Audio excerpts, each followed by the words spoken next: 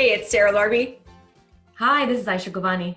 from 5 Minute Investor, and this is where we answer your questions in 5 minutes or less, all about investing. Great. Today's question is from Angela. Angela's from Mississauga, Ontario, and she wants to get started in real estate. And her question to us is, how did we get started? Do you want to let us know how you got started, Sarah? Yeah, I mean, to be honest, it was about listening to podcasts, watching YouTube shows, reading some books, and realized that real estate was definitely the route I wanted to go. And then I started saving some money. I had 2 jobs back in the day and found the cheapest thing I can afford.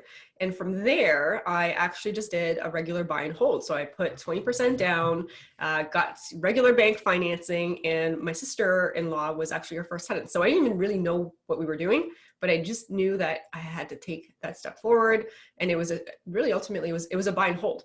And, obviously you live and learn, and there's different things, that you make mistakes on along the way. Don't rent a family, figure out what the rent actually is rather than figuring out what your tenant can actually pay for. But it was originally with the cheapest thing that we could find, which was a $130,000 house from the 1850s. And somehow it's still standing today. $130,000? Could you imagine the dream to find a house for $130,000 anywhere right now? Well, some markets. I mean, you're true. looking further out, but there's definitely some markets, like even in the US and in different places, but it depends on where the listeners are tuning in from. Yeah, that's true. What about you? So I think the first property that I was fully hands-on involved in investing was a fourplex we bought in Cambridge. We were very lucky. It had been neglected, so there was a lot of opportunity to increase the value of the place. We got the first unit vacant, so we were able to almost double the rent. And then another unit, we were very lucky, someone moved out. Again, we renovated. So we were very lucky in the sense of the way things kind of fell into place, but it was a lot of legwork. We did a lot of the renovations ourselves. I did a lot of the design myself. We do our own property managing. So everything was hands-on from the beginning, but that was purposeful because every time we made a mistake, we learned. And every time we learned from that mistake, we made it better the next time. So now as we're expanding, I've learned through listening to your podcast, as you know.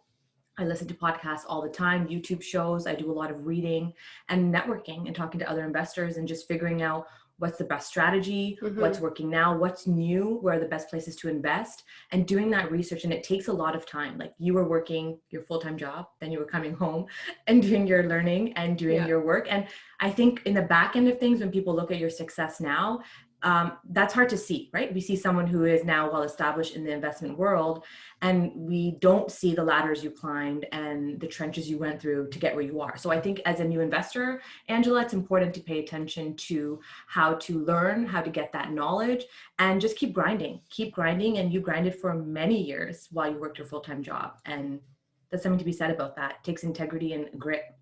Yeah, integrity, grit, learning, but also taking action. I think that's a big one because it's always that shiny penny syndrome or the analysis paralysis that we hear a lot of, right? And so if you're analyzing and you're learning and then you're analyzing some more and not taking action, you're not necessarily going to get any further. So I think that part is important. And then, I want to go back to one of the things that you said, Aisha, because it's important to figure out what the strategy is for you. I mean, I started with buy and hold, a single family property, the cheapest thing that was out there. You started with a fourplex, but it doesn't mean that you have to start a certain way. You have to look at, I think how much money you have, how much experience, how much time that you have to be able to allocate, because there are going to be some strategies that take more time than others, right? Flipping or doing some types of construction and managing that piece, or short-term rentals might take a little bit more time, or you can do something that's a little bit more passive where, you might be a money lender as an example. So there's like tons of different strategies that you could do.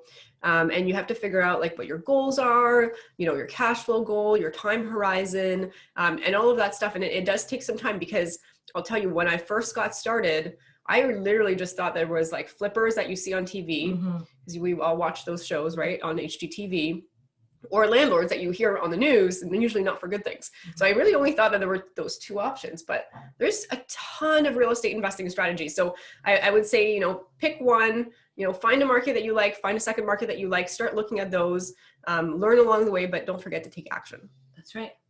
Amazing. So if you enjoyed today's show, please don't forget to subscribe and give us a thumbs up and leave your comments in the comments below, and see you soon.